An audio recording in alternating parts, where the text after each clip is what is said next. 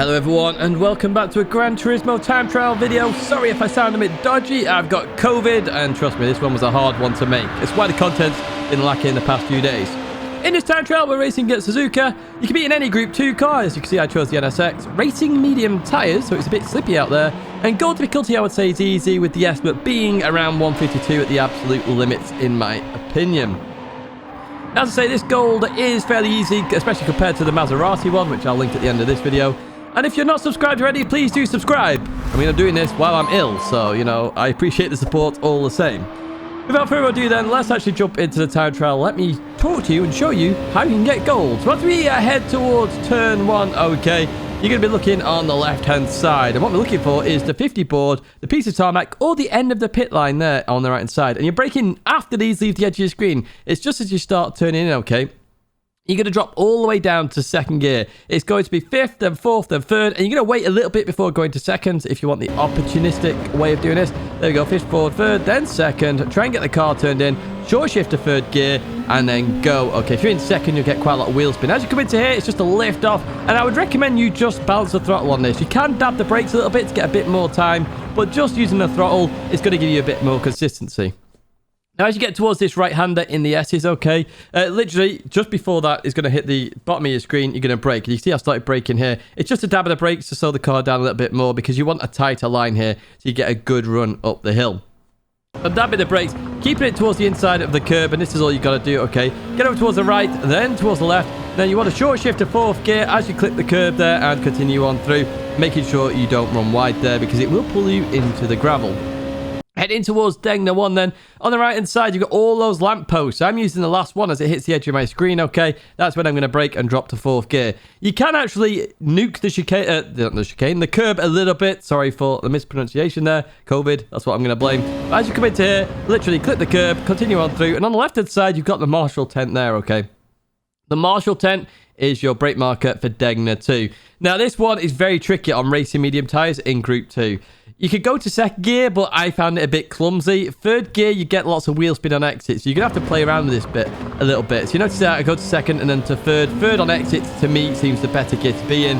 But again, you'll have to play around with it. You can see my mistake there as well, losing a 10th there in that sector.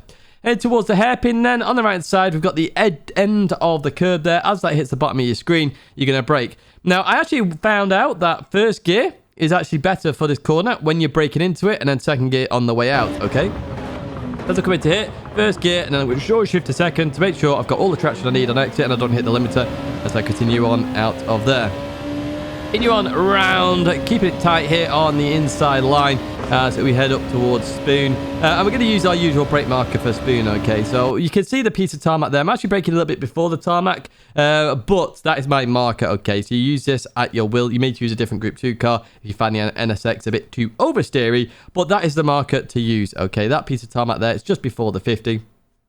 Braking just before I get to that, turning in, clip the left curb over towards the right hand side, and before the end of the exit curb on that right hand side, I'm braking, turning in, and drop into second gear. Now I actually do this corner a little bit wrong this time, okay? I turn in a bit too early and that compromises me a little bit, so you got to be careful about doing that. But if you turn in too late, it can even be worse. Notice that I'm a bit all over the place here. It's costing me lots of time there as I actually go red on my Delta. As I come out of here, though, we start to pick up that speed again. I just got it all wrong there. But yeah, second gear, third gear, and accelerate through the corner. You should be fine. 130R, nice and easy. It's flat. You just turn in and you will stick. There you go. Look, nice and easy. Happy days. Right, we're going to head towards the last corner then, the chicane, the Casio triangle. And on the right side, we've got the yellow line for that old pit lane there. And that's what I use. You could also use the 100 board if you wanted to. But I'm braking before that hits the edge of my screen, okay? Racing medium tyres means I've got less grip than racing softs, which we're usually on in Group 2, okay? So as we come into here, second gear, clip the inside curb there, cut a bit more of the left curb if you can, accelerate out, be careful of wheel spin, keep it tight on the inside line if you want to just get that little bit more lap time, and as we head towards there, we get a 50.0. 49 is easily possible in this one. I can see 49s for days, to be honest with you. Yeah, with the illness, I can't do it. Right, let's go into a Martin Brundle lap then. I was struggling to concentrate for this one. I've got to be honest, I was sweating, I was all sorts. Head towards turn 1. We're going to use the 50 board on the left side. Just after that leaves the edge of the screen. Brake, turn in. Drop in all the way to second gear. Then short shift to third gear. And accelerate through the corner. Be careful of any wheel spin we get there. Power oversteer. As we come into here, just use the throttle. So lift off, turn in. Lift off, turn in. Just balance the car with that throttle. Don't really use the brake here. You can if you want to go that little bit quicker, but it becomes more inconsistent. Use the curb on the right side. Brake a little bit more. Keep a tight line and head over towards that right hand side. Come towards the left as you clip the curb, fourth gear, accelerate through the corner and try and maintain as much speed as possible without running too wide there. Head over towards the left hand side, and on the right hand side we've got those lamp posts. Last lamp post, brake, fourth gear, clip the curb, over towards the left hand side, marginal tent on the left hand side, drop second, short shift to third gear, be careful on exit. This one is a killer in this car. Heading towards the hairpin, then the end of the curb on the right hand side, hit the brakes here. First gear definitely better than just staying in second gear here. Short shift to second for exit though, because that way you get the best grip on exit. Now we get to rest a little bit, so we continue towards spoon, so we take that inside line here. Okay, so we're looking for the piece of tarmac or the 50. We brake just before that tarmac hits the edge of the screen. Third gear over towards the right hand side. Before the end of the curve there, we drop to second gear. You can see I do this slightly wrong. Don't carry enough speed. All sorts of a little bit wrong there. But critically, you see what you're meant to do. The second to third gear, accelerate through the corner.